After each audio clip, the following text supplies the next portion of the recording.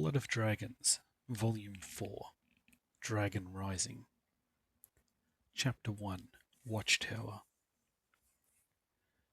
Chainmail jingled, armor plates clanked, and a considerable portion of her underwear was riding up into places that Sophia was trying not to think about. It was unfortunately all too easy to ignore that particularly unique problem at the moment, as she was yet again surrounded by a large number of muscular, heavily armed men. The biggest difference this time, despite the ample distractions of being part of a band of axe-bearers and hold guards, was that she wasn't the centre of attention, or trying to worm her way into coin purses. Instead, she was one of them, moving at an extremely brisk pace along the road with her mouth drier than the deserts of elsewhere, and hands sweating as though she had just dunked them into a bucket of water. Fear was coursing through her veins even more than the adrenaline of the situation, a fear that she had never, ever experienced before. And it had been such a pleasant morning too, even despite the pounding headache that had been spearing the deeper parts of her mind as the hangover faded with the first bottle of mead of the day. She and Kaius had spent the night working their way through what proved to be an exceptional bottle of wine left behind by the Daedric Prince of Debauchery.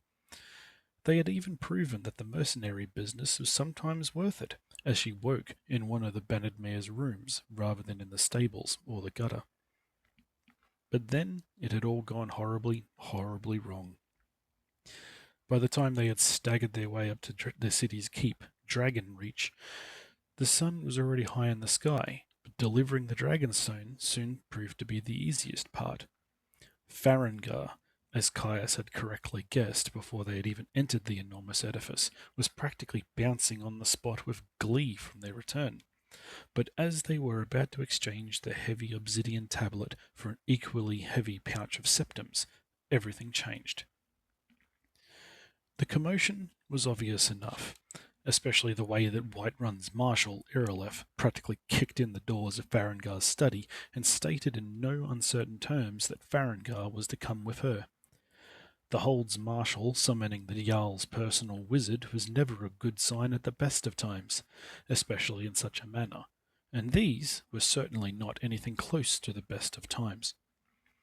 For weeks, stories had been circulating, telling tales of destruction and fire to the south, and there wasn't a man, woman, or child alive in Skyrim who wasn't aware that the rebellion had turned a dangerous corner. Something had happened in the south in the past month, and while no one exactly knew what that something was, the effects were easy enough to see. Stormcloak raids were increasing, as were Imperial Legion patrols and punitive attacks, and Whiterun, as it always had been, was caught right in the middle. For the Marshal to act in such a way heralded the worst news the citizens of Whiterun Hold could imagine. They were under attack. For over a decade their Jarl had managed to walk the dangerous path of neutrality, while sitting on one of the most strategically important locations in all of Skyrim, if not northern Tamriel. Now it appeared that the day everyone had been dreading had finally arrived. Expectation and dread, however, changed into something else, something new, something impossible. One of the watchtowers to the west, a small stone fortress a short distance from the city, had been attacked, but as Sophia and Kaius had followed the court wizard and his promised purse of coins, the truth left everyone stunned. A dragon, a creature from the darkest depths and myths of Skyrim, a creature whose kind had enslaved the ancient peoples of Skyrim thousands of years before, and who had been hunted into extinction over generations of grueling war. A creature that shouldn't have existed, couldn't have existed, and yet had attacked and destroyed the tower and all those manning it.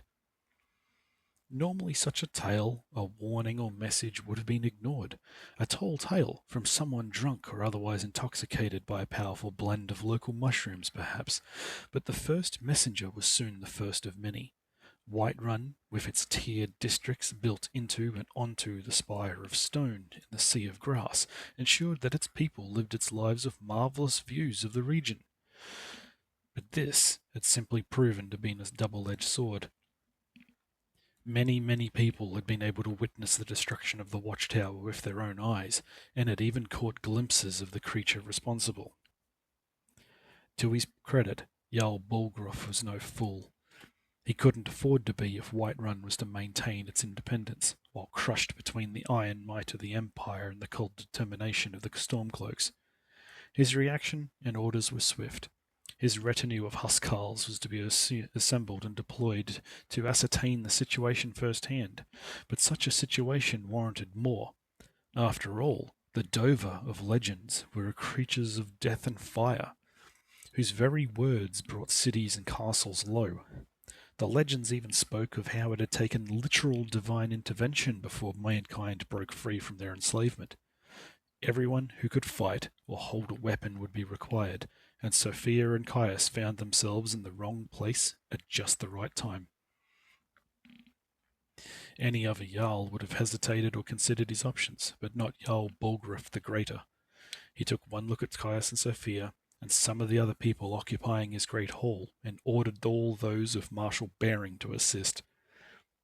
Refusing had certainly not been an option, and so here she was, wondering what in all of oblivion she'd gotten herself into this time, surrounded by several dozen fully armoured and armed soldiers. At least she wasn't alone. Kaius was there, and somehow, despite the impossibility of their potential adversary, it was extremely comforting standing side by side with a 200-year-old vampire, especially one who had zero qualms about throwing down the gauntlet and kicking a Daedric prince in the shin as he had proven the night before. Dragon or no dragon, he was a beacon of confidence, if you ignored the strange reaction of wariness and resignation that he had while everyone else reacted in shock and fear. All things considered, Sophia was thankful that a dragon had attacked one of the closer watchtowers, even if it was one close enough to be seen from within the city, built upon its rocky throne in the middle of the rolling plains. There were dozens of other fortified watchtowers scattered throughout the hold, with some, like the Jewel Towers in the Valtheim Pass to the east, more than a day's march away. The big problem, though, was that while it did make it possible for the Jarl's military to quickly respond, it also meant the city of 75,000 were fully aware of what had happened. Panic and terror had gripped the city, and as such the entire city guard, its militia and levied reserves, and even the mighty companions had been mobilized to deal with the unrest, spreading like dragonfire through the streets.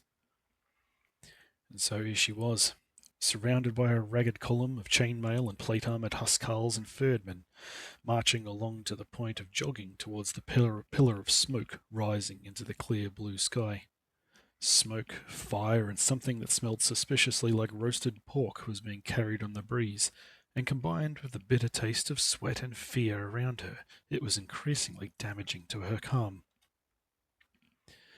She should have been able to feel safe, confident in the sheer number of Whiterun's hold's elite soldiers.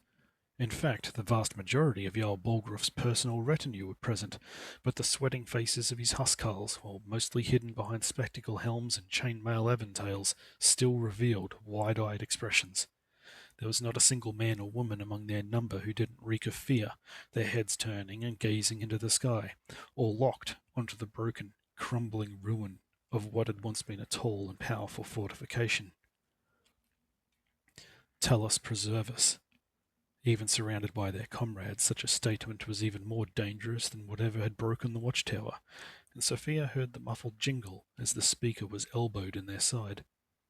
It did, however, speak volumes of how Nordic discipline had been eroded by the situation that their hidden beliefs surfaced, even just for a moment. Fear and uncertainty, however, wasn't something that Kaius shared with the 6 dozen soldiers as they came to a halt several hundred meters away from what was now a burning ruin. He was standing tall, eyes narrowed, and carefully studying the sight before them, until he was interrupted at least. Among the men and women present, there was one who by far stood out among their number, a figure of authority, but not one of Nordic blood, or even human ancestry. Flesh, a dark grey, ash grey, framed eyes as red as the burning embers within the watchtower ruins, ears pointed like daggers, and ash ink tattoos practically carved into her scarred skin like badges of honor. The tattoos especially, their trailing, tribalistic designs only seemed to highlight the significant cultural discrepancy of the Nordic steel plate that she wore. Irileth was a Dunmer, one of the peoples from the abandoned lands of Morrowind, long since lost to lava and volcanic fury 200 years before. She was also the marshal and military commander of Whiterun's hold soldiers, no matter whether they were oath-sworn axe-bearers, levied militia, or sellswords, like Sophia and Kaius. No signs of any dragon right now. Her words were almost snarled as she moved around and through the troops in the band under her command, and Sophia couldn't tell whether she was talking to herself or those nearby. But it sure looks like he's been here.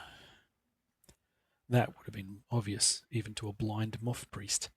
The watchtower was destroyed, practically annihilated in a way that only a protracted siege with numerous siege engines could accomplish. The outer ring walls, almost 100 meters in diameter around the central watchtower, were broken and crushed. Wooden supports in the interiors were burning, or at least anything flammable was, and even the central watchtower was cracked and on the verge of collapse. What had once been a solid, tiny little fort of stone and brick was now nothing more than a pile of ash, rubble, and dust. With curt gestures and a combination of half-shouted orders and whistles, Irileth directed the band of soldiers to spread out, turning the ragged column into a large, wide fan of a formation covering an area through a few hundred meters wide.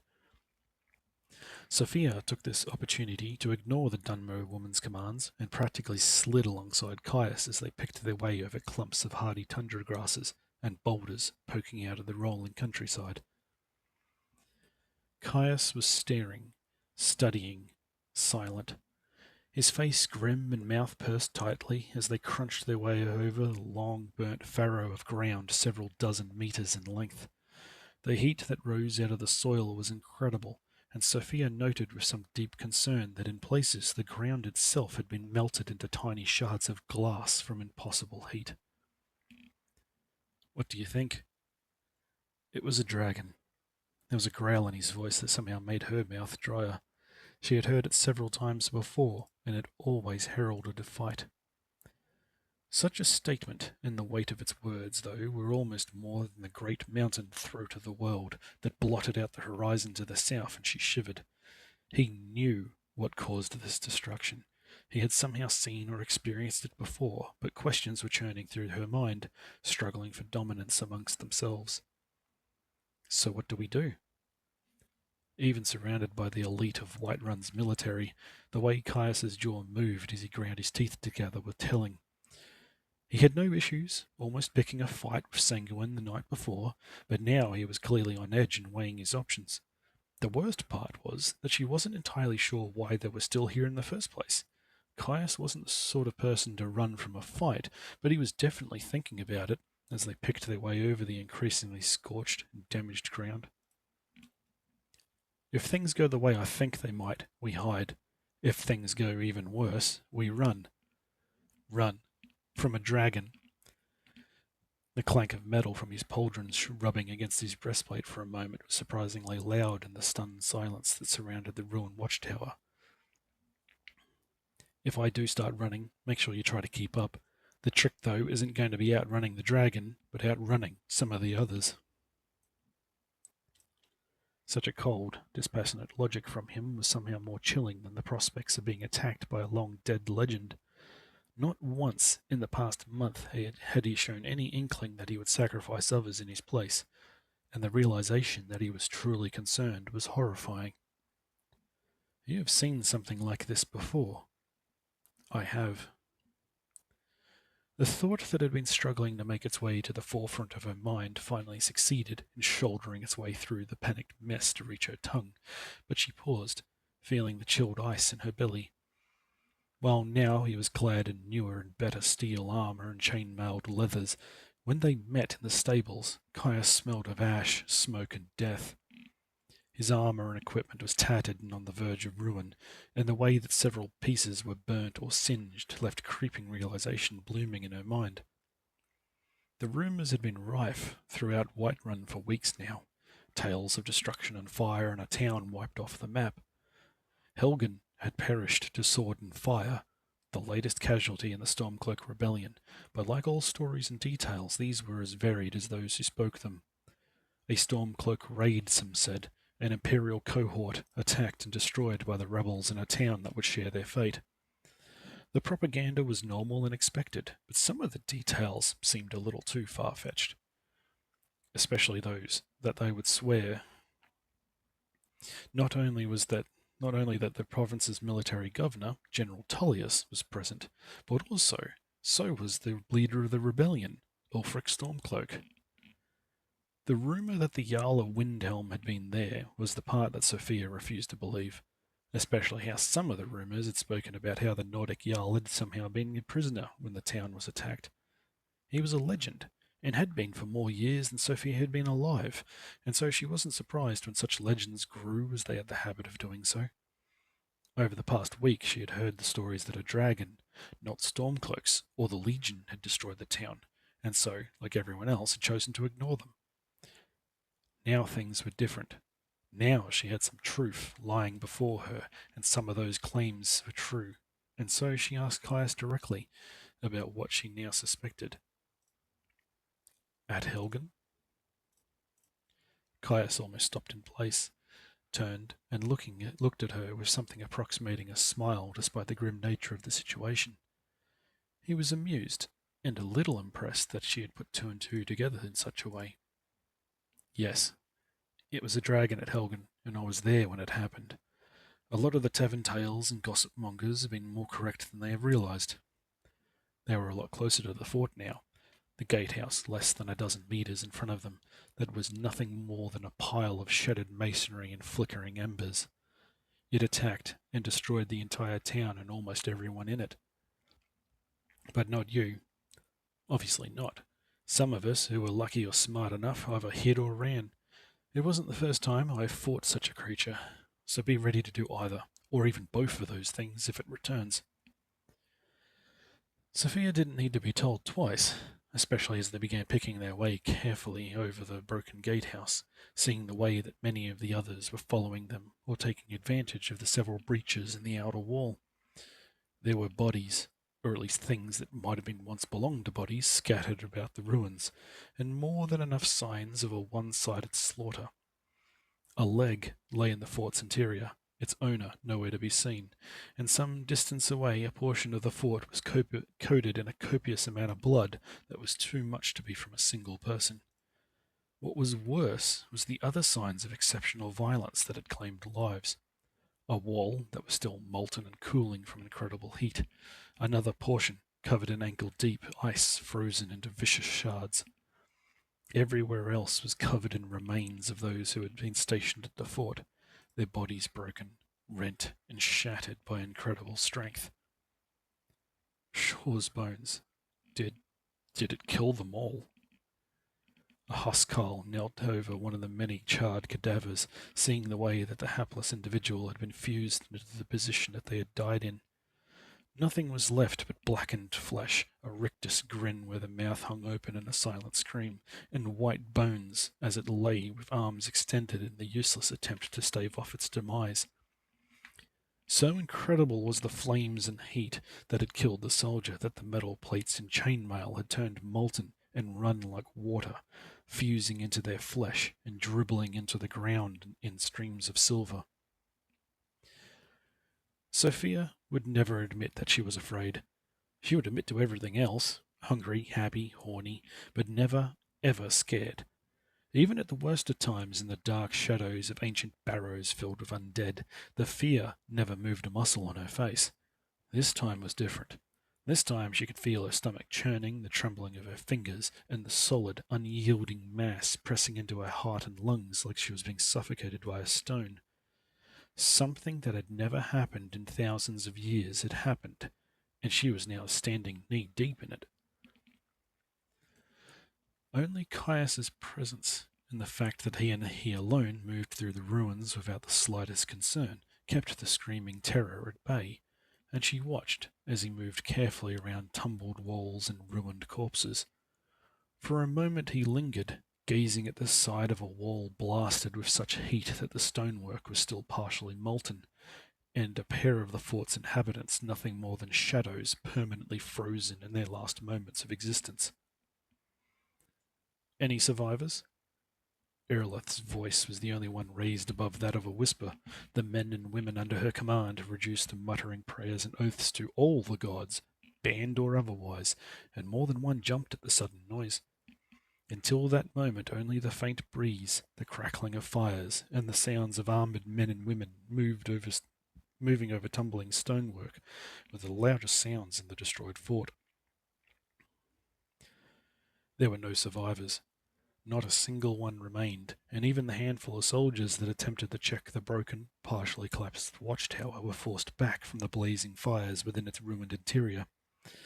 No one who had been outside during the attack had survived, and in a lot of cases couldn't even be found, and the fates of those within the buildings were sealed just as thoroughly. A morbid feeling of despair had fallen over them all as thoroughly as a woolen cloak, smothering the mood and deepening their fear. Death was everywhere, mingling into the destruction and ruins, but what was not present was the source of it all. Neither in the sky nor on the ground was there any trace of the winged creature that so many in the city had witnessed circling and attacking the tower only a couple of hours before. It was certainly impossible to know what was worse, the fact that the fort and all its inhabitants had been annihilated, or the fact that the creature of such destructive force was somewhere else entirely. "Right then, secure the walls. I want sentries out. Rocky, Tor, you're on bucket detail. Salvage what you can and get the well working. We need to put these fires out." Sophia stood in place, watching as the Dunmeri marshal rallied and organised her troops with a practiced ease. But in amongst all the activity there was one person who remained still, standing and staring off towards the south. She had seen statues and clothiers and mannequins with more of an animated nature than Kaius at that moment, especially how his muscles were practically humming under his steel armour. Then, slowly, she watched with a growing horror as his hand came to rest on the hilt of his sheathed broadsword, before he drew it in a steady, practised motion. There were many sounds that would catch the attention of those who lived in Tamriel's north, and a live blade being drawn from a metal and leather sheath was certainly one of them. But Kaius, drawing his sword, was only the prelude. A shiver, a strange pulse of raw power rippled through the ground in the soles of their feet, as though Nirn itself had been struck by a god's smithing hammer. Earthquakes were certainly uncommon in the region, but this was no simple movement of seismic activity, but something far, far worse. Grasses were whipped by the sudden rush of wind, flames roaring into infernos, or being snuffed out, if they were too small, by a natural gale that felt more like an ocean wave than a gust of air. Those few soldiers standing on the ruined walls staggered from the impact, shuddering and trying to keep their footing as their chainmail aventails and cloaks whipped about them. The wind that was not wind wrapped around them, shuddering through the earth and soil as though the world itself was trembling from the power contained within it, carrying 3 words of terrible meaning and promise of what was to come. Mir Mul Nia. Chapter 2. Mir Mul Nia. Stones exploded into powder, raining down yet another hapless soldier's shattered remains as little more than jellified flesh encased in metal. Half a second later a shadow passed over yet again with all the speed and power of Skyrim's world storms. Words of ancient power rippled through the air as the giant winged serpent wrote the song of reality into new choruses, turning air to fire and stone to liquid in enormous sweeping breaths. Another armoured figure died, followed quickly by a second, and then a third in the roiling chaos to a snapping maw and razoured claws the length of broadswords. Mere minutes had passed since the first trio of powerful words rippled through the land and the sky, announcing the presence and approach of a being beyond all their worst nightmares, and yet the soldiers of Whiterun were dying in droves. There had been no time to comprehend what was happening, let alone process the shock of seeing and hearing something that only that morning had been little more than bedtime stories told to them as children. There wasn't even any time to react before the first of them died, weapons still clasped to their sides and arrows unknocked from their bows. For a creature as large and as powerful as it was, it seemed supremely unfair to Sophia that it could also move as quickly as it did, falling upon the ruined fort with the speed of a hurricane and the power of a volcanic reaction. Ruined walls became piles of stones from earth-rending impacts. Rocks and masonry melted and became lava under dragonfire, and all around any semblance of order had long since vanished. Her sword was in her hand, but forgotten in the chaos as the dragon swooped out of the sky to the south to ravage the ruined fort. It was too big, too overwhelming, even with the half-glimpsed impression of a scale and winged monster dozens of meters in length whose shadow blotted out the sun. But, as he had done over the week previous in Bleak Falls Barrow, Kaius had been there. Without pause or hesitation, he had moved almost as quickly as the dragon above them, practically picking her up and carrying her to cover.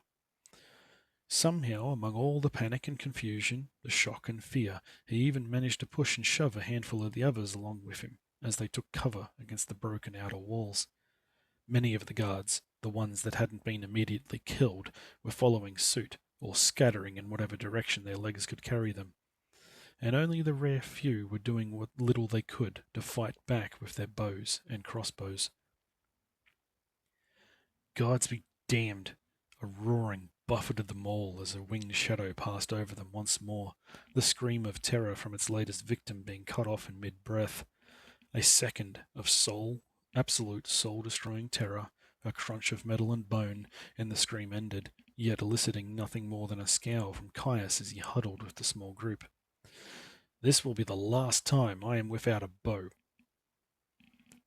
Over the roars and the deep drumbeats of wings there were words of a language not spoken since the dark days of the Meriathic era thousands of years before. They were guttural and powerful, rocking the ground with their sheer potency as the enormous Dover circled the fort, watching and hunting. Krif Krin Pruzar. It was toying with them, Sophia realized of horror, watching it circle close enough through the sky to draw a handful of arrows and bolts before wheeling about in a deceptive, serpentine grace. Every so often it would swoop overhead, plucking another helpless soldier like a monstrous hawk hunting a snow hare, or consuming them with fire, ice, lightning, or other more esoteric abilities that spewed forth from its mouth. Each time the terrible world-rending words that it spoke would rip reality apart in front of its fanged maw, and murder more men and women as easily as she would squash ants. Many broke and ran, or at least they tried their best to hide, but those who attempted to flee from the watchtower and the ruined fort had nowhere to go. The great rolling plains of Whiterun Hold were a vast sea of grass, surrounding the city and spreading almost from horizon to horizon. Only the towering throat of the world, dozens of kilometres to the south, or the city a mere 5 kilometres to the east, were the hints of salvation. But those few brave or terrified enough to make the attempt would soon discover that such safety was merely bait. All those who attempted to flee didn't get any further than 300 metres, let alone the several or more kilometres between them and Whiterun or the mountains. Sophia could only watch in horror as a handful of the soldiers attempted to flee towards Whiterun, only for the creature to fall upon them with all the force of an avalanche, and using its terrible powers once more. A heat pulse rippled through the air as it flew over the band of retreating men and women, crisping every blade of grass within 100 metres and knocking the air out of Sophia and the others hiding within the fort. Those within the path of the dragonfire ceased to exist, others being reduced to shrieking embers that flailed about, flickering and vanishing in the rolling inferno. Flesh was stripped from bones were blasted into powder. Then finally, when the echoes of the words spoken by the dragon faded away across the plains, all that was left was a scorched and bubbling path of soil, transformed into molten rock and glass glittering in the afternoon sun. "We can't fight this thing," One of the retinue huskarls huddling nearby shrieked at the sight, and yet still vanished, turning and running over the tumbling walls as the dragon wheeled about for another pass.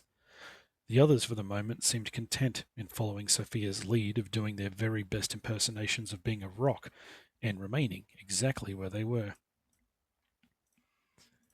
Thunder rolled in the air and ground heaved again as the dragon roared another trio of world-ending syllables that always seemed to precede its dragonfire.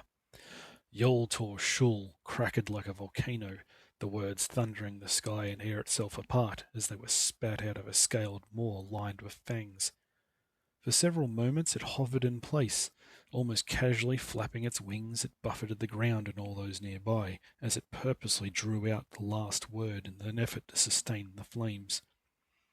For several seconds it left after images dancing about in her vision.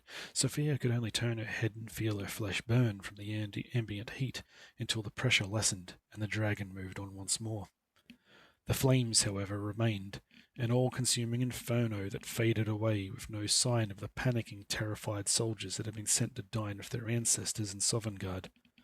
Only a single lone survivor, her hair and clothing alight, staggered away from the far edges of the firestorm, her chainmail and armoured plates melting into her flesh.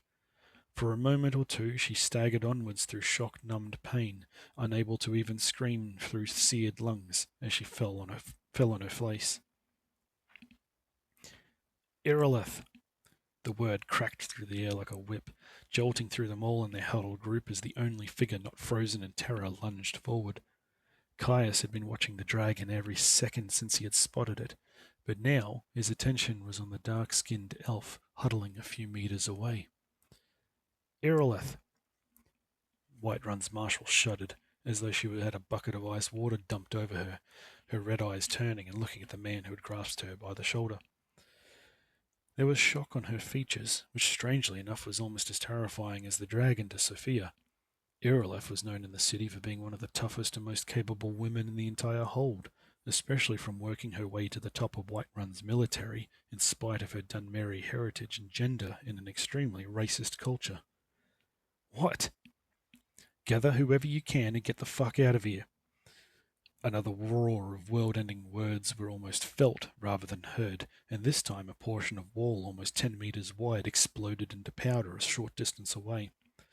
Those who had been close to the epicenter of Fus Rodar simply ceased to exist as their armor, flesh, and bones were pulverized into nothingness or were sprayed across 100 meters of grassy plains. There's no way we can escape from this thing. It will hunt us down as soon as we get into the open. Our only other option is to stand here and die. If someone distracts this thing long enough, some of us will be able to get clear. Through the shock and the terror, the handful of hold troops and their marshal didn't notice the changes, but Sophia did. Caius's face was taut, the skin stretching slightly against the bones of his face, and the hand grasping his broadsword was twisting and writhing with latent strength. The vampire was surfacing, and somehow it was both comforting and even more terrifying than the dragon, especially when he turned to face her. Sophia, go with them. Without even waiting for a response or indication that any of them were going to follow his instructions, he exploded into activity, twisting across the ground towards one of the many fallen bodies that lay upon it.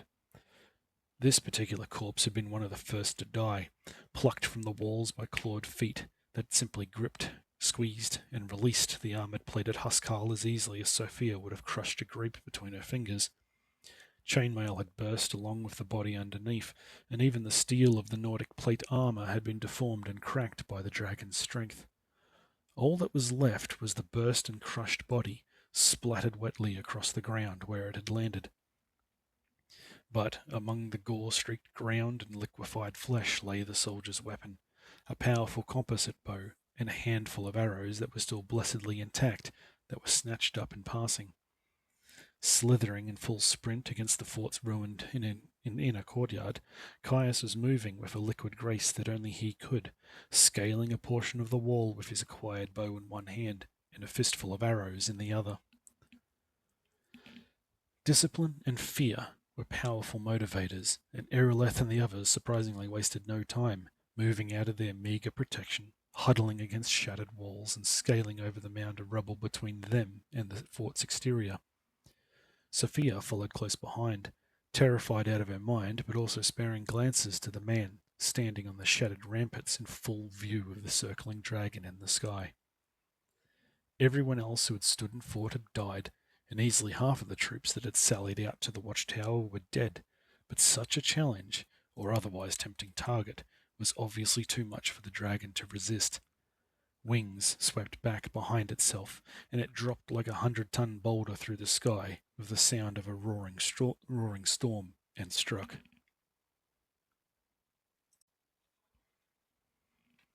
Chapter 3. Dragon Rising. The shadow of wings and scaled death flowed over the walls, and Kaius vanished, disappearing as the winged creature swept over where he had been standing. The dragon was a force of nature, a being of death and power, but almost like a snow hare appearing from its burrow, it had barely cleared the walls before Kaius reappeared, bow at full nock, and loosing an arrow. Another quickly followed, and despite herself, Sophia could feel the first traces of hope appear in her stomach. The dragon's movements and wing beats were suddenly, but perceptibly off. The movements were barely enough to notice, but she could see the way it was suddenly favouring a wing, twisting and wriggling rather than gracefully flying through the sky. Of all the other arrows and crossbow bolts, none had been successful, beyond the few lodged into the leathery wings, but there were hints of weakness now. She had seen Kaius's ability with a bow, and while it paled in comparison to his skill of a sword, the way that he had managed to hit the dragon in the thinner scales of a winged shoulder twice in quick succession was exceptionally impressive. All of the other arrows and crossbow bolts had failed to penetrate its thick hide, lodged into the leathery wings, or entirely missed, but these were the first and only two that seemed to do anything to it, especially as it forced the creature to cease its circling and land. Opening wide to catch the air, the shadows of its wings appeared to almost blot out the sky as it turned, slowed, and slammed into the ground to fall the force of an earthquake. Somehow, now that it was grounded, it appeared even larger than it was before, over 50 meters in length, and a head larger than a battering ram. Flame-weakened walls and damaged fortifications crumbled and broke with a shuddering roar, and with a shuddering roar the watchtower collapsed in a storm of embers and smoke, sending a pillar of destruction over the fort like a battle standard over a field of corpses. The creature was down, or landed at least, and while many of the survivors continued to flee, a few stood in silent awe at the sight of a lone individual standing before it. Even with a pair of arrows in a shoulder, it was still just as deadly and enormously powerful as it had been in the air, which made Kaius's actions of discarding the bow and drawing his sword again all the more ludicrous. "I had forgotten what fine sport you mortals provide." Compared to the usual words it spoke that turned air to fire or harnessed other destructive elements, these were almost conversational. They still rippled through sky and land, churning stomachs and vibrating lungs from the deep, throbbing growl. "You are brave, Jor, but you will still die." Standing atop the ruined fort walls, and even across the distance between them, Sophia could see Kaius's face, and the grim, determined smile of the mouth of a man facing a true challenge. If she hadn't known him before, it would have appeared little more than the last moments leading to his impending death. Sophia knew better. A month of travelling together had shown her much about his skills and capabilities, but in just over a day she had witnessed him kill over 30 elven warriors, stare down a Daedric prince in the flesh, and now watched as he stood before a true legend from the depths of nightmares. "Ustan zunat tremanadosias." The strange melodic words that Kaius spoke seemed to carry unnaturally across the comparative stillness of the battle, now that the dragon was landed. "You will not be the first of your kind I have slain." Since its appearance, the dragon had been a nightmarish force of nature, murderous and without hesitation. But as it peered at the man who dared to face it, there was a sense of curiosity in its mannerisms. It twisted and faced Kaius, head tilted as it rose from a cratered ground where it had landed, until its eyes matched Caius's height on the walls. Fin tinvak dov fin mingolt.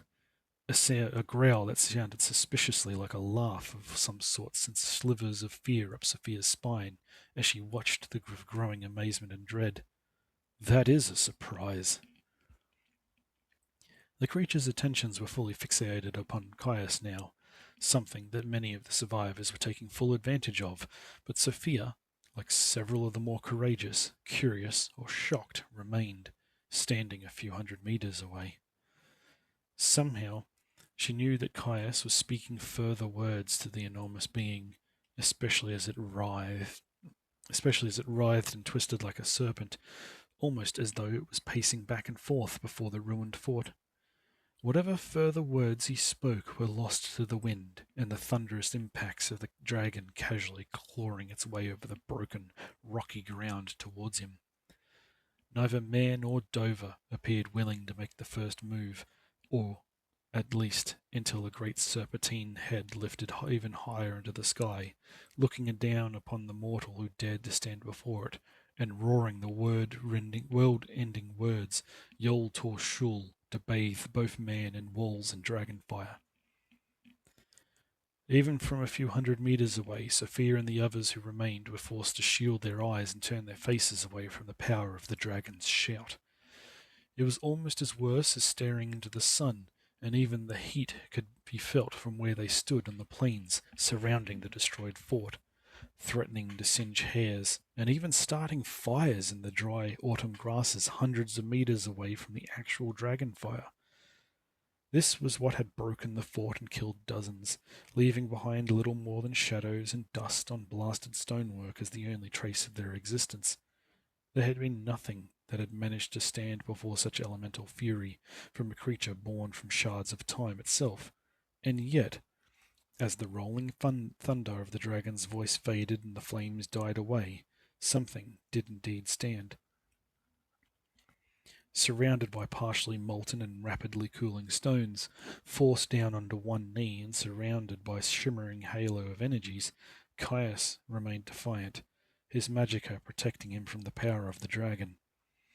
The ward was heavily weakened, the capability of both the spell and the man channeling it pushed to the very limits, but he had survived something that no one else had, putting pause to his draconic adversary. Like he had shown through Bleak Falls Barrow and against dozens of Dominion soldiers, Kaius was not one for wasting such an opportunity, and this time the thunder crack of arcane powers was not of draconic origins. Sophia caught the traces of magicka in the back of her mind as the purple-black bolt lashed out from Caius's hand, smashing into the dragon's maw with all the force of a ballistae. Fangs shattered, scaled flesh ripped, and a hail of pain and anger. In a hail of pain and anger, it twisted away from the tiny figure attacking it. But Kaius was already moving. Up until this moment, the only options were to run or to hide, and neither of those choices had offered more than a few minutes' survival against such a being. But Sophia and the others were now stuck watching as Kaius went on the offensive. Against a creature that had destroyed a fort and slaughtered dozens in mere minutes, he had immediately attacked and proved he could hold his own.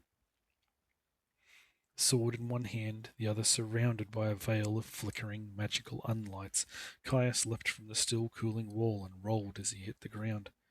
The dragon's maw was bleeding, and while only momentarily distracted, he covered the distance between them at full sprint, taking advantage of the moment and slashing his sword through a leathery, folded wing before he could react.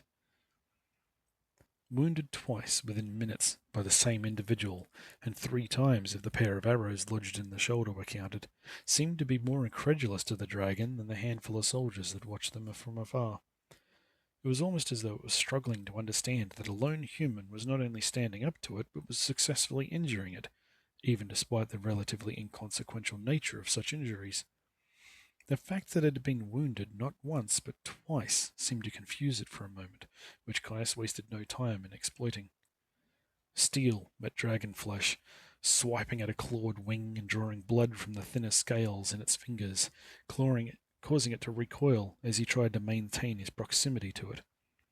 Somehow its enormous size and bulk in comparison to the tiny darting figure were proving to be a considerable hindrance as it struggled to turn and use tooth and claw to fend him off, or spin and try to lash him away with its tail. Instead he remained close, stabbing, slicing, and cutting the weaker, thinner spots on its body where his sword can gain purchase.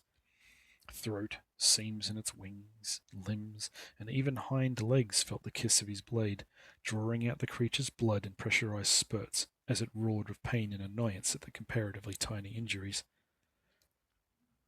Fire and frost, lightning, and unfathomable energies ripped and annihilated the ground and air around the dragon as it attempted to call upon the terrible power contained within its words, but Kaius was proving to be far too close and agile. Each pulse of ancient syllables ripped through the air and ground, but not once did they manage to strike or injure the man daring to fight a dragon with a sword. Some were blocked or splattered harmlessly across other wards cast at just the right moments. Others simply missed, as the Dova was forced to redirect them away lest it caught its own body in the energies that it roared into existence. Instead, it was forced to redirect its efforts, relying less and less on its arcane strengths and more on that contained within its body and muscles.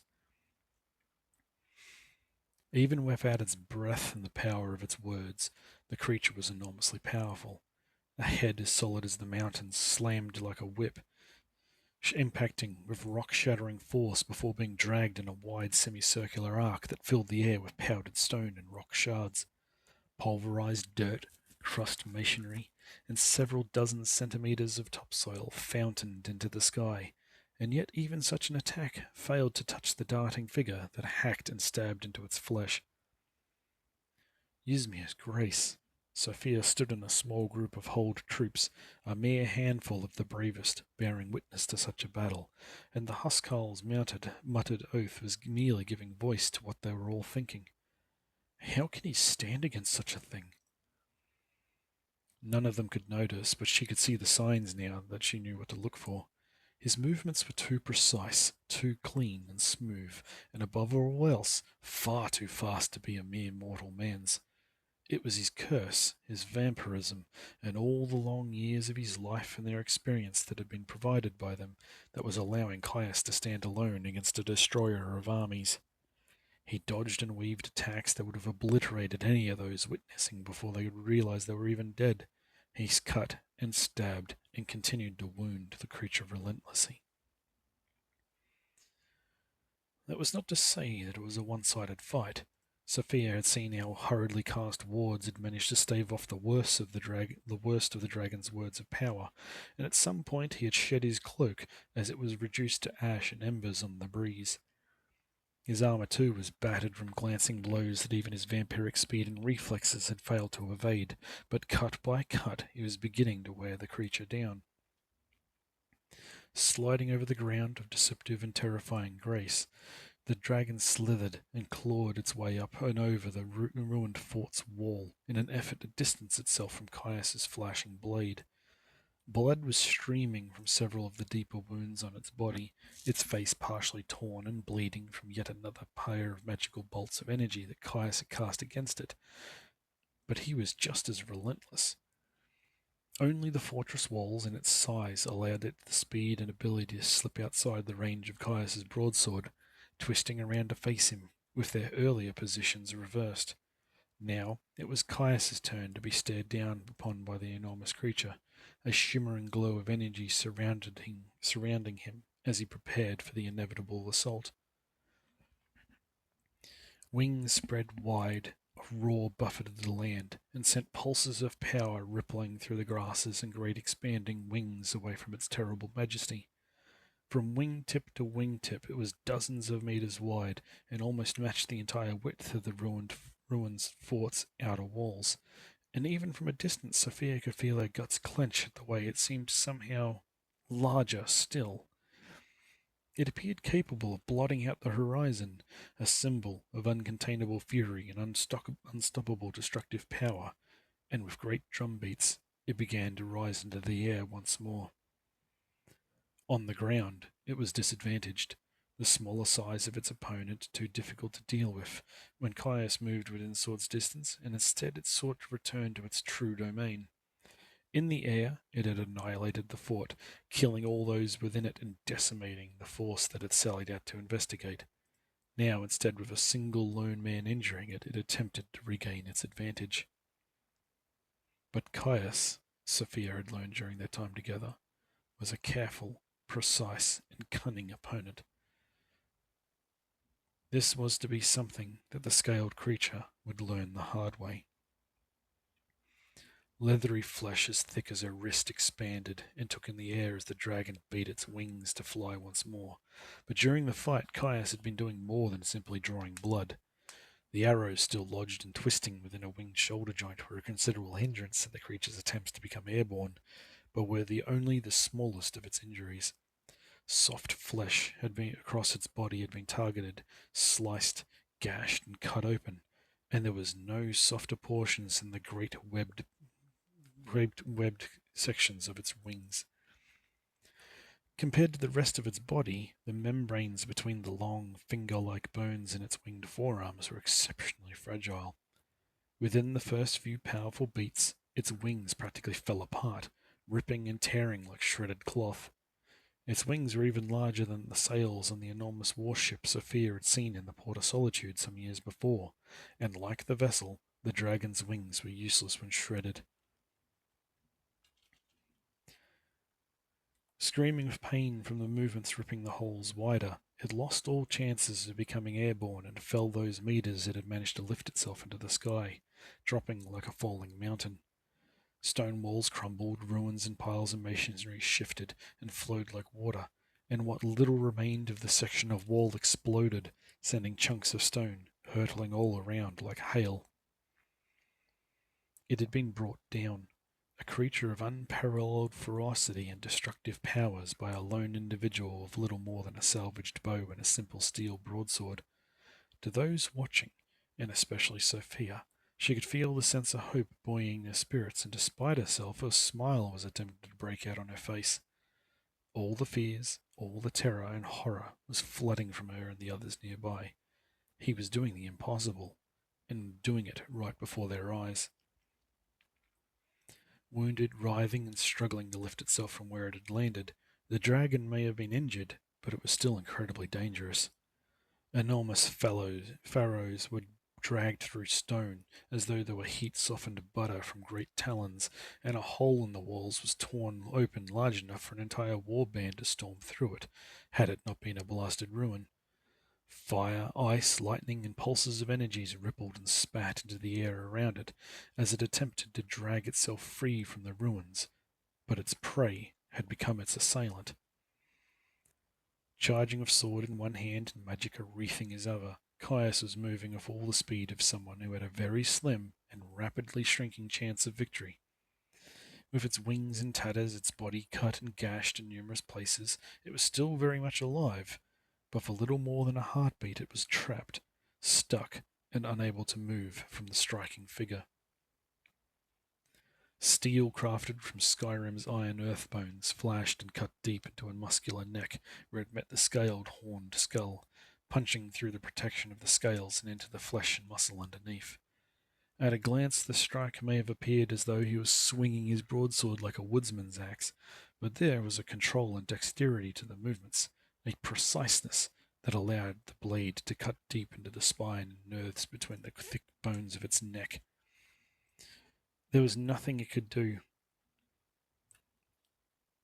Its thrashing, twisting motions stopping as legs and wings went lifeless and limp, the damage done to its spinal column leaving it thoroughly paralyzed at last, its roars and growling words falling silent.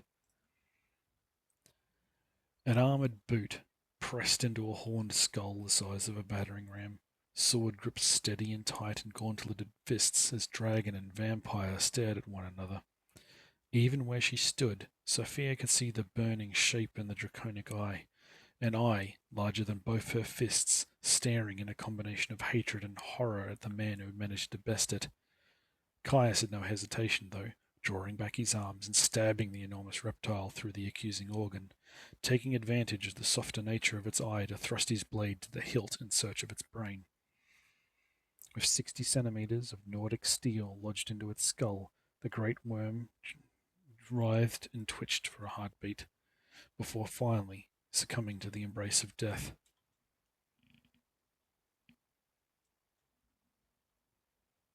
Chapter 4. Dovahkiin. The silence that followed was somehow more deafening than the battle, broken only by the breeze caressing its way through the battered and brutalized plains as it gently fanned the thousands of tiny spot fires lazily smouldering. The land had fallen silent. Bells echoed faintly from Whiterun, but it was almost deathly quiet in the wake of the dragon's demise. Of the soldiers who had sallied out to the city, only a handful were left alive, and they stood in stunned awe at the sight before them. From the moment that the dragon had appeared to the moment that it had died on Kaius's sword was handfuls of minutes at the very most. In that time, dozens had died, the fortress had gone from being somewhat damaged to utterly destroyed, and for hundreds of meters around, the remnants of the battle remained.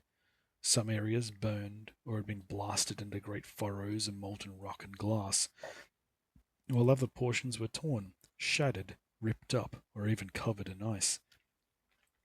For several seconds that dragged on for what seemed to be hours, those few who survived looked on, struggling to believe that the creature had been slain. A roar, this time born of a Nordic and not draconic throat, broke the stalemate of shock and disbelief, making Sophia jump and almost caused her heart to stop beating as one of the Huskarls roared triumphantly. The others quickly followed suit with their battle cries, the pounding of weapons on shields, and the war-whooping chants at the sight of the enormous creature brought low. Even Irileth, having remained behind with the last of her soldiers, roared a trilling Dunmerry battle cry into the sky, her reserved nature cracking and showing the fierceness of her heritage. Only Sophia and Kaius remained quiet, Sophia uncharacteristically so, as she watched her companion finally managing to retrieve his sword by tearing it free of eye, brain, and skull. Blood covered the grass for hundreds of meters around. Some was from those who had died with the claws, fangs, and words of the dragon, but a large amount had been sprayed in the creature's final moments. Enormous pools of blood were beginning to soak into the ground around the giant corpse, where it leaked from stilled arteries and veins. Before she had even realized what she was doing, she was moving towards the fort and Kaius, picking her way around the tiny handfuls of burning grass tufts, crunching over channels of dragonfire-formed glass, and laughing as all the tension flooded from her. Some of the others were following, the chorus of war cries and triumphant yells echoing as they honored the man who had slain a legend. A chant of Dracodara was soon taken up by some of the Huskarls as they proclaimed Kaius Dragon Slayer, but most were reacting with laughter and shock as the realization that they had survived began to sink in. There are easier ways to show off if you wanted to get my attention. All the tension was pouring out of her, the thrill of a battle and a fight that she had sought almost as regularly as alcohol, flooding her veins with pleasure that settled into her belly. Usually after fights with the likes of bandits or her occasional barrow dive, Sophia would specifically seek out someone of the opposite sex to sate a hunger that only fighting could bring out in her, and this time was no different. If anything, it was more intense, and she briefly considered propositioning the man who had just slain a dragon to scratch that particular itch, at least right up until she got close enough to see him clearly. His face was scratched and already beginning to bruise from the numerous stones, rocks, pebbles, and other debris that had been kicked up during his clash with the winged reptile. His clothing was scorched, and in more than one place smouldering where his wards had proven insufficient. Several portions of his armour, even his recently purchased steel plate pieces, had been bent, warped, or otherwise dented sometime during the battle. For a moment she had also been left wondering whether he had somehow bitten and fed upon the creature, by the way his mouth and goatee were drenched in gore. That was, at least until a pink-stained smile and a cough brought up another mouthful of blood to hack onto the ground. "Let's not do this again," he remarked, half in bitterness, half in jest, as he knuckled his mouth with the back of an ash and flame-scorched glove, revealing that his nose was also profusely bleeding from the effort of sustaining magicka during the battle. "I don't care what we're doing tomorrow, but I'm sleeping in." A flicker of movement caught Sophia's eye, and her heart skipped a beat as she instinctively thought the creature had somehow survived a sword to the brain. But it was as unmoving as the ruined fort. Instead, it was a glint of light, a mote of energy that burst into existence between them and the cooling corpse of the beast that appeared and died like a firefly in the night. Another appeared and faded, followed by another, and another, in ever-increasing numbers until they no longer began disappearing. The footsteps at her back announced the presence of the other survivors, but they too came to a halt, looking at the increasing swarm of glittering, swirling lights that were birthing and dying in droves in the space between them and the dragon's body. They were multiplying, almost as though they were breeding amongst themselves, and it was quickly apparent that Kaius was somehow attracting them. Kaius, what did you do?" His expression at her query was wordless, staring between her and the storm of lights connecting him to the corpse, with his surprise mirroring Sophia's and that of the soldiers nearby. In the years that he had spent within the halls of the College of Winterhold, she had never seen any magicka remotely like this, and it didn't even feel like anything she'd experienced before. She could feel magicka in her mind, usually like fingernails scratching the inside of her skull, but this was different. This was a plucking, yet pulsing wave of energies and powers that pushed against her soul, as much as the ethereal storm pushed against her flesh. Hands tugged at her arm, one of the huskarls pulling her back as Kaius was left standing in the epicenter, trying and yet failing to affect the swirling lights being drawn to him with a ward. It bypassed the magical protection that only minutes before had held out against dragonfire that was capable of effortlessly melting rock. Flesh began to melt, muscles slithering and evaporating, and the pools of draconic blood bubbled and spat as the dragon's corpse began converting into energy. It was rippling and shuddering, almost as though it was being stripped apart, millimeter by some invisible, ethereal pull emanating from Kaius.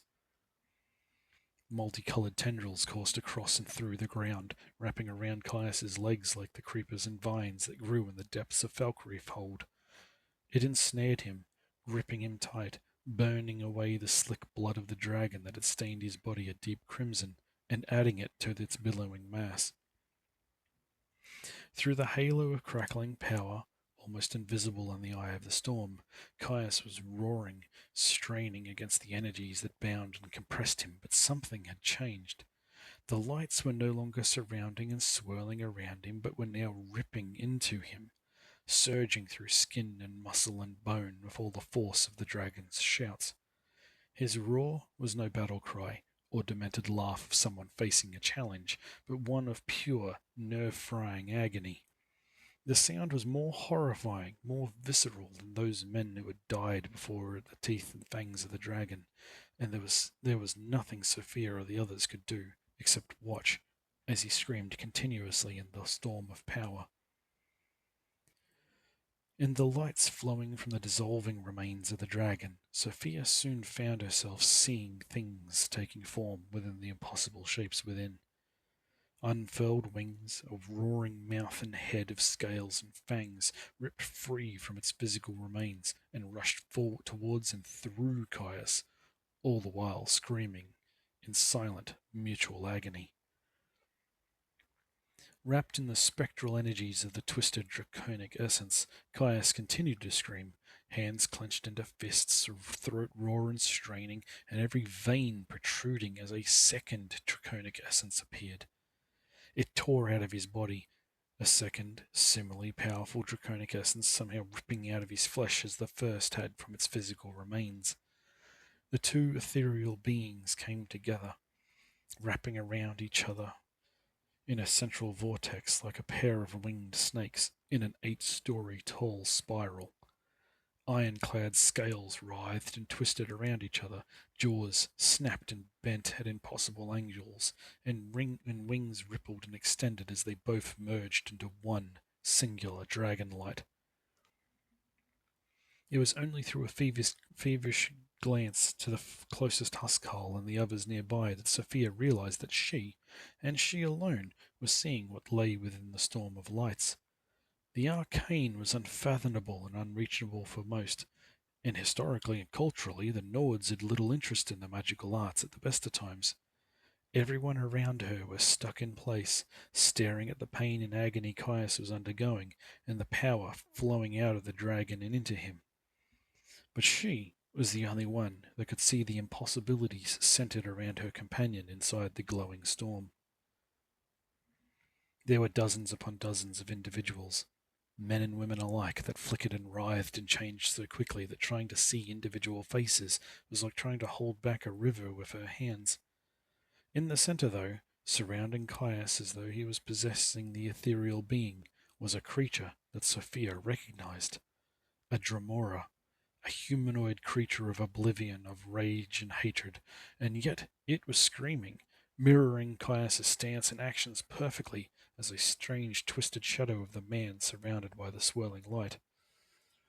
Somehow it seemed that the being and Caius were one and the same, separated only in this moment by the increasing swarm of other humanoid figures, until literal thousands overlaid themselves in a migraine-inducing blur. For a heart-stopping instant and in a wave of nausea, Sophia gasped and recoiled in horror as a new, horrific being unfurled from within the storm. It was utterly different in size, shape, and appearance to all the others that she could see with her arcane sight. A creature born of darkness from the depths of her worst nightmares. Great spindly legs as long as mountain pines unfurled from an abdomen as twisted and horrific as the spider they slew in the barrow. Furred chitin and spines encased segmented limbs and back, and black arachnid flesh covered every centimetre of the enormous creature, that somehow was merged horrifically into something undeniably feminine.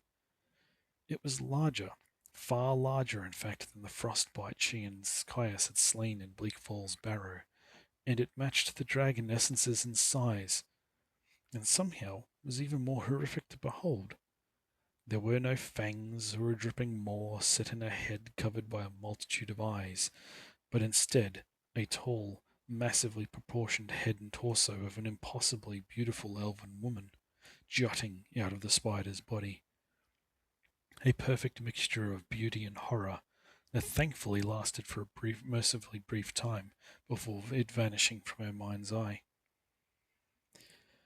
As quickly as it had begun, the light faded, leaving those few witnesses blinking away the glowing lights that danced in their eyes as though they had looked at the sun. There was awe in their expressions, though, or at least in the expressions of those few whose faces weren't hidden under their helmets and chainmail aventails. Sophia had no idea what exactly had happened, but the building pressure in the back of her mind heralded an oncoming migraine that no amount of alcohol could dampen, and no hangover could match. This time the silence lacked even the remnants of the breeze as they stared at the man who had slain a dragon and had been at the heart of an impossible storm. He was standing, somehow through nothing more than sheer willpower, of bloody froth bubbling on his lips and staining the front of his breastplate that had been cleansed of the dragon's blood. Sophia had no idea what, or even how it had all happened, but the dragon's body had changed. Its skin hung in great curtains, bones poking through in places, but otherwise holding it aloft like a macabre tent. Not a single drop of blood or a single trace of flesh, muscle, or organs remained behind, and it was as though the dragon's corpse had been picked clean and decayed over a literal months, instead of the minutes since its death. Caius, are you okay? He had no answer for her, and Sophia couldn't even tell whether he was even aware of his surroundings or where he was, appearing to be in a complete daze and unresponsive as the ground shuddered again. A new wave of fear lurched through them all as the ground shivered with another earth-shaking pulse similar to what had heralded the coming of the dragon, and as fearful eyes gazed skywards, they witnessed something that was somehow worse than another pair of wings. The throat of the world, the greatest and holiest of mountains in all of Tamriel, was shaking as though it was imitating its more volcanic cousin of Red Mountain on faraway Vardenfell, its sides heaving as though in anguish. The slopes of the mountain shuddered as avalanches slid down the jagged knife wounds of cragged valleys where no shrub or tree could hope to cling to existence. Swirling white streams hundreds of meters wide flowed like a liquid down the slopes, reminding Sophia of the half-frozen waves breaking against the rocks and cliffs under the college. But unlike those waves, there would be no stopping these. Entire forests were annihilated and practically wiped from existence as the avalanches reached the mountain's base, tearing ancient pines from the ground like saplings and burying them under dozens of meters of snow, stone, and soil. Far to the east, beyond Whiterun, the billowing clouds announced that the Valtheim Pass had taken the brunt of one of the several avalanches, and judging by its size, there would be no passing through that route for some time to come. Rippling across the surface, ahead of the avalanches, though, was the true horror, another pulse of incomprehensible energies expanding out from the 6-kilometre-tall mountain like a boulder dropped into a pond. It snapped trees at the base of the mountains as it passed, gradually growing weaker the further it travelled, but still whipping the grasses and soil into a billowing storm as it came. The world storms that had consumed the northern holds of Dawnstar and the Pale every winter seemed insignificant to such a force that rushed towards the ruined fort and watchtower, and they all braced as the ground began to shudder and shake. Despite all their preparations, including some of them throwing themselves to the ground and covering their heads, the wall of power arrived with such a force that made the dragon feel insignificant.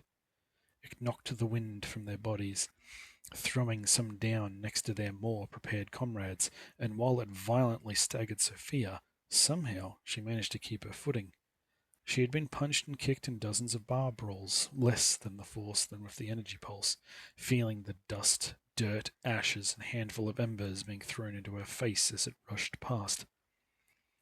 This was not a single solitary pulse of energy, but in fact words, sounds of elemental fury and meaning that forced their way into her mind and left her ears ringing as they passed.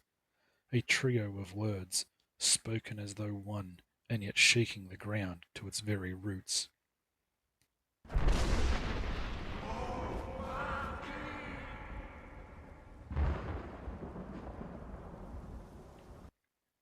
The thunder rumbled off into the distance like a fading summer storm, leaving only the distant echoes of the mountain shaking itself awake. Billowing up around its base and the rising foothills, the last vestiges of the avalanches finished their plunge into oblivion, and silence, true silence, fell across the land. Shock and terror were familiar emotions for all those who had survived, but all the reactions, the one that Sophia didn't share was the sudden and strange, reverent, almost religious awe that the surviving Huskarls and Ferdmen around her were displaying. In the distant rumbling, as the words continued their relentless passage across the face of the province, the survivors picked themselves up in stunned silence. It was all too much, impossible to comprehend, but soon a word began to be whispered in hushed tones. In her life, Sophia had heard men speak of the gods and ancient heroes in reverent awe. She had even heard them speak the names of their various patron deities while they and she were locked in throes of passion. But nothing had ever matched the tone of those around her as they spoke a title as ancient as the legends of the dragons themselves. Dragonborn. Visibly twitching, Kaius turned slightly to gaze upon the majestic heights of the mountain. Frothy pink bubbles and thick streams of drool and blood ran down his chin like the snow that had wrought ruin upon the mountainside. With his eyes struggling to focus on the source of the thunderous shout, His mind finally gave up the struggle to remain conscious, and he pitched forward onto his face.